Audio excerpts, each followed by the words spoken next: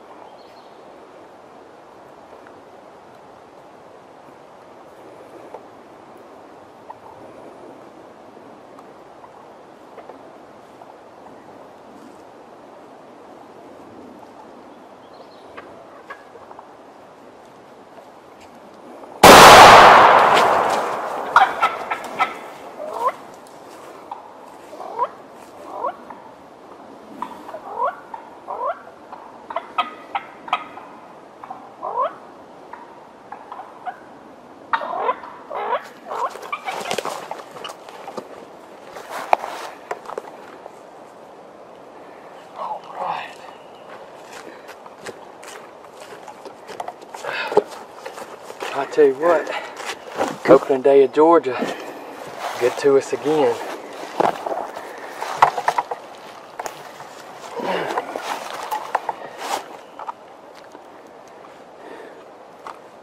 I tell you what, can you see that? Are you videoing? Yes. Well, this bird doesn't have any spurs. Zoom in there.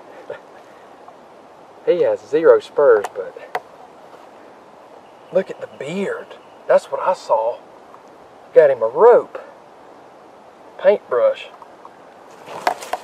Opening day here in Georgia. And 10th bird we called up this morning.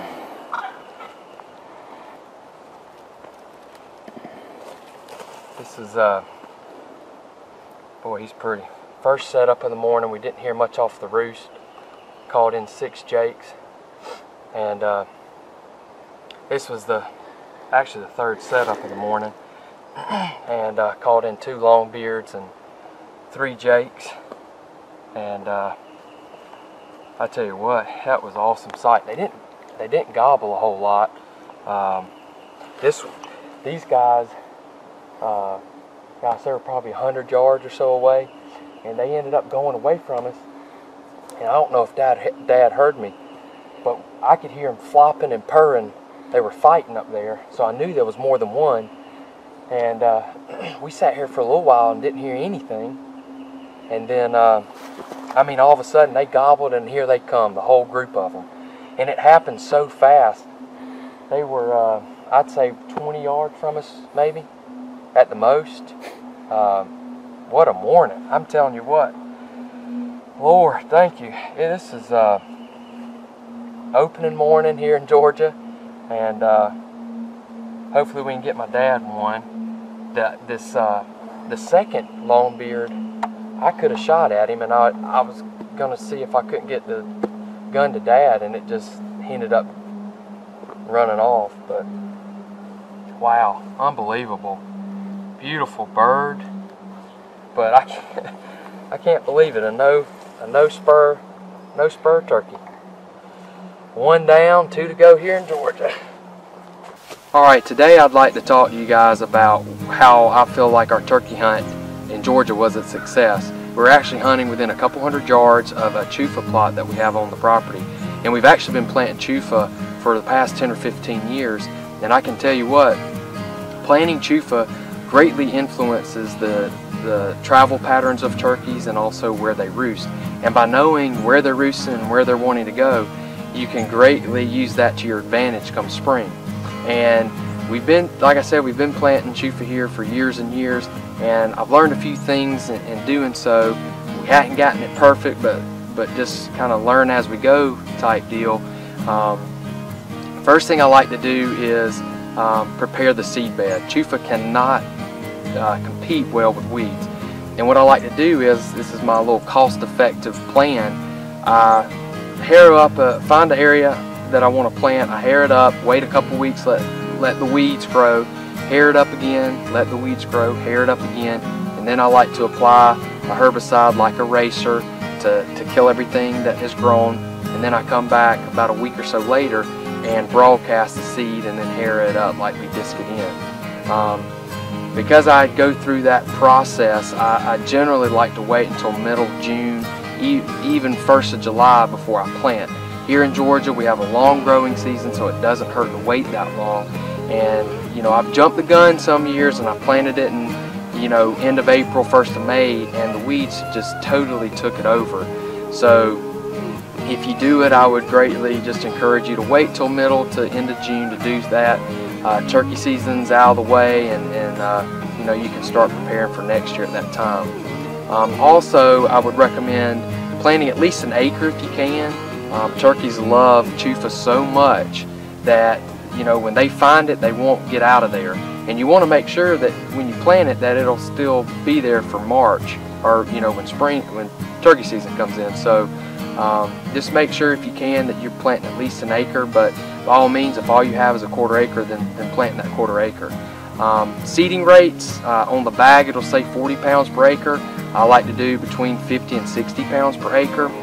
I just, you know, I feel like, you know, when you lightly disc it in, you're going to be having some seed way too deep. You're going to have some seed on the surface, and you're going to have birds and turkeys get it. So I like over applying the seeding rate just to make sure I get a good stand of chufa. Also, it's real important to remember you need to rotate your chufa. You know, I have a tendency to plant chufa in a spot that I know turkeys really love, and I you know, have seen 3 and 4 years planting chufa in the same area, you're really going to see your yield go down. So I would encourage you to, you know, not only plant chufa, but when you find a plot that you like, plant it for 2 years in a row, then rotate it. Find somewhere else. You can always come back in a year or two and plant. So I hope you can implement this practice on your property. I encourage you to plant chufa, because if you're like me, you're trying to look for ways, you're always looking for ways to increase the turkey population, and just doing whatever you can to be good stewards of the land, and you know, implement whatever management practice you can. And planting chufa is an immediate way that you can see a positive impact on your property, especially when you hit the woods in the spring. Well, I'm in the chufa right here, and this is some fresh sign. There's new sign, old sign, there's turkey droppings.